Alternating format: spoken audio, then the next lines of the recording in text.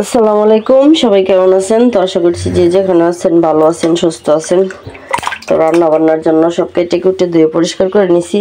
এখানে লটকা শুটকি বোনা করব। আলু এই যে কুচি কুচি করে নিছি, আলু দিয়ে লটকা শুটকি বোনা। আর রাইস রসুন আর শুটকিগুলো আমি টেলে নিব হালকা একটু। শুটকি টেলে নিলে হয় কি সুন্দর একটা ফ্লেভার আসে তরকারিতে। তারপর হালকা একটু টেলে নিয়ে গরম পানি দিয়ে ধুয়ে পরিষ্কার করে নেব। আর এখানে ভাত বসায় দিয়েছিলাম, ভাত হয়ে গেছে। তো আজকে শুধু লটকা শুটকি বোনাই করব। তো লটকা শুটকি বোনা আর গতকালকের তরকারি আছে, তো এগুলা গরম করছি। মাছের তরকারি, তারপর মাছ ভর্তা, টাকি মাছের ভর্তা, এগুলো রয়ে গেছে। তো ভাবলাম শুধু আজকে লটকা শুটকি বোনাই করি আলু দিয়ে। আর বাজার নিয়ে আসছে, চলেন আপনাদের দেখাই। তো এখানে সবজি বাজার নিয়ে আসছি। তো ফ্রিজে কিছু সবজি বাজার আছে, সেজন্য অল্পই নিয়ে আসছি। পেঁয়াজের কালি, ধনিয়া পাতা খুবই ফ্রেশ। ধনিয়া পাতাগুলো মনে হচ্ছে একদম দেশি, দেখেন পানি ছাড়া। তো পানি ছাড়া থাকলে দেখা গেছে নষ্ট হয় না। আর রসুন আনতে বলছিলাম, রসুন শেষ হয়ে গেছে। তো রসুনগুলো বেশি ভালো না, দেখেন। এখন তো দেখা গেছে নতুন যেগুলো পেঁয়াজ রসুন বাজারে উঠছে সেগুলোর গন্ধ একটু কম, আর পুরানগুলো এই যে কেমন জানি সোসা সোসা হয়ে গেছে। আর এখানে আছে টমেটো আর কাঁচামরিচ।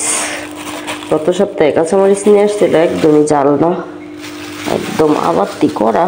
আর এখানে আছে আলু। শর্টকাটের মধ্যে সবজি বাজার। আর বেগুন টেগুন সিম এগুলো আছে, সেজন্য আনে নাই। তো আস্তে আস্তে রান্না বান্না করি।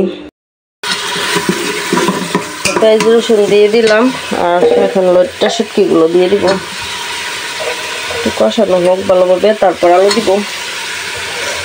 মশলার সাথে ভালোভাবে কষায় নিই। শুটকি মাছ দিলাম, সুন্দর একটা ফ্লেভার বের হচ্ছে। আর টাকি মাছের অল্প একটু ভর্তা ছিল, তো ভাবলাম গরম করে নিই। ভর্তাটা দেখেন, অনেকগুলো ভর্তা বানিয়েছিলাম, খাওয়া হয়ে গেছে, অনেক মজা হয়েছে ভর্তাটা।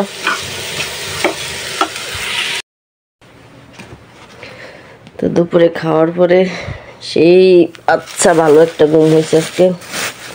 এখানে আমি লেবু নিয়ে আসছি। তো দুপুরবেলায় মানে সকালবেলায় আনতে বলছিলাম, মনে ছিল না। পেয়ারা, লেবু, আর এখানে পুরি। দেখেন পুরি পলিথিনের মধ্যেই ডালছে।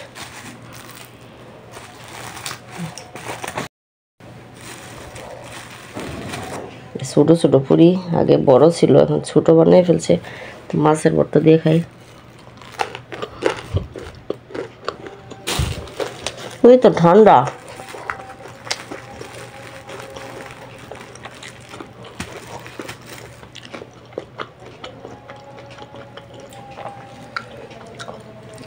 যেটা কি মাছের ভর্তা করছিলাম ওটা।